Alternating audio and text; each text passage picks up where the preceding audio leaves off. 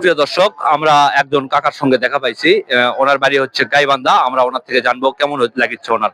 কাকা, আসসালামু আলাইকুম। ওয়ালাইকুম সালাম। আসলে আমরা এখন অবস্থান করছি মহাস্থান মেলায়। আপনি কোথায় থেকে আসছেন? গাইবান্ধা। গাইবান্ধা থেকে। হ্যাঁ। এই মেলাতে আসার পরে আপনার কেমন লাগছে? খুব ভালো। ভালো লাগছে। হ্যাঁ। আপনি প্রতি বছরই কি এই মেলায় আসেন না এটাই প্রথম? না, প্রতিবারই আসি। বলতে বলছি আরো এমনি আসি। আসলে আমরা জানতে চাচ্ছি এই মেলাটায় আসা আপনি পান কি?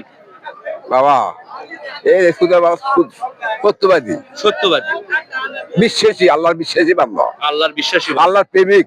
প্রেমিক। তারা আল্লাহর সাথে দিতে করে। হ্যাঁ, সাধারণ মানুষ নয়। হ্যাঁ, বলেন বলেন। তোমার মতন আমার মতো মানুষ নয়। হ্যাঁ। কি মিথ্যাবাদী, আমি ইচ্ছা করি বেশি কিনে করি, গিবত খাই, সুদ খাই, ঘুষ খাই, কেউ বাটপাটি বদমাইশি চালাকি অহংকার গৌরব। হ্যাঁ। আমার মতো কিছু নাই, আমি আবার নই। তার কথা শোনো। এখানে এখানে আপনি আনুমানিক কতবার আসছেন এই মহাস্থান? আমি বলতে পারবো না, বহুত আছে। আনুমানিক কত? 50 বার? এই মেলা উপলক্ষে কত? আমি বহুত আছে, বছর বছরই আসি। বলতে পারছি আর এমনি আসি।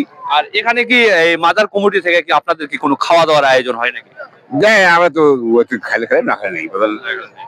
তো এখানে কি নিজে রান্না করে আপনারা খান? মাঝে করে, হ্যাঁ, করে মাঝে খিলে। হ্যাঁ। আচ্ছা, এদের সারা খাইলে না তাহলে নেই। আপনার নামটা কি? আমরা তো এটা জানি না। দুদু মিয়া, মোহাম্মদ দুদু মিয়া। মোহাম্মদ দুদু মিয়া। আপনার বাড়িটা গাইবান্ধা কোন জায়গায়?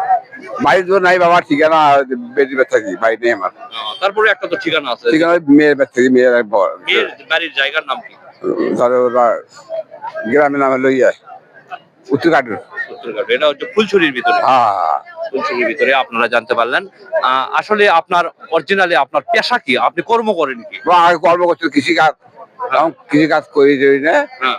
আল্লাহ পরে পথে ঘুরে বেড়াই। আমার গুরুদা বলছে তাই মানি, মানে আমি বহুত কিছু আল্লাহ আমাকে দান করছে।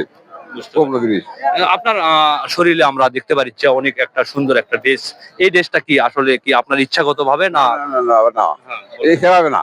আর গুরু আছে না, যেমন স্কুলে যান, মাসে পড়া দেয়, ওই দিন পড়া পড়ে তুমি একা থাকতে হবে।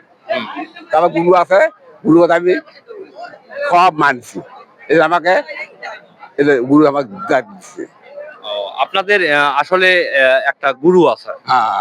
এই গুরুটার ঠিকানা কোথায় আমরা কি জানতে পারি? ধাপের হাট। ধাপের হাট। এটা কোন ধাপের হাট? এটা ভালো করে বলেন। হ্যাঁ, পলাশবাড়ি। পলাশবাড়ি ধাপের হাটের মাজার আছে। আচ্ছা, মাজার আছে। উনি কি এখন জীবিত না মৃত? গরুর বাড়িটা হচ্ছে ধাপের হাটে, আমরা জানতে পারলাম। কিন্তু ওখানে আপনার গরু কি জীবিত না মৃত? না, পদ্মা বেশি। পদ্মা বেশি আছে, মারা যায়নি এখনো, জীবিত জিন্দা। যদিও উনি হয়তো একটা ভালো একটা মানুষ, হয়তো আমাদের মতন সাধারণ কোনো মানুষ যদি ওই গুরুর কাছে যায় তাহলে কি উনি আমাদেরকে কিরকম সহযোগিতা করতে পারে? এখন শুনো, তার সহযোগিতা করতে তার যখন বয়া থাকবে তোমাকে ভালো তুমি মানতে পারে তাহলে পাস করবে দেহটা, আর না মানে চলতে পারবেন না। আসলে এখানে কি কোনো অনুদান দিতে হয় না কোনো কিছু করতে হয় এরকম কোনো কিছু আছে? ওখানে ওখানে আপনার গুরুর কাছে মনে কাছে খুশি 10 টাকা দিলে 5 টাকা দিলে না দিলে বলে খুশি হয় দিবে না দিবে না। বুঝতে পারলেন আপনারা?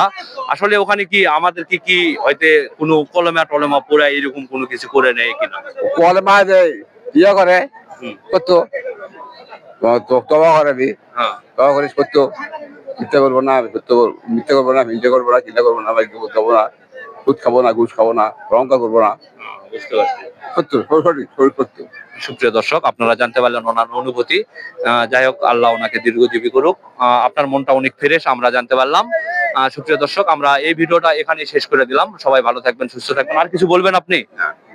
কিছুই বলবেন না? সুপ্রিয় দর্শক, এই ভিডিওটা অবশ্যই আপনারা বেশি বেশি দেখবেন এবং লাইক কমেন্ট শেয়ার দিয়ে আমাদের পেজটার সঙ্গেই থাকবেন। ধন্যবাদ সবাইকে। আসসালামু আলাইকুম।